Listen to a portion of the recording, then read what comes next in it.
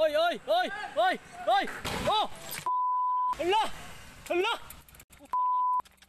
Yan ang nasapul sa video ng pagsalpok ng isang siklista sa kasalubong nitong kotse sa San Mateo Rizal alas 8:30 ng umaga kahapon. Nakunan din sa dashcam ng kotse ang aktwal na pagsalpok.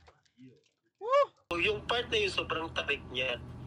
So hindi, nung packet ako, nakita ko yung kalsada na wala nang bukasalubong. So nagulat na lang ako na biglang may bumulusok sa akin pababa. So there's no way to escape na po. Yung takbo naman ng kotse na paahon, normal lang siya na, siyempre umaahon, hindi siya matulin. Itong bike naman, talagang matulin po. Nabasag ang salamin at nayupi at nagasgas ang pintuan ng driver's seat. Nasira rin ang side mirror ng sasakyan. Yung pinangyarihan po ay sharp curve po yun. Napakadelikado, kinukonsider namin siya na accident prone. Binigyan ng first aid ang 63 anyos na biker na residente ng Quezon City. Nagtamo po siya ng injury ng mga gasgas sa mga bahagi ng katawan at sa tuhod po.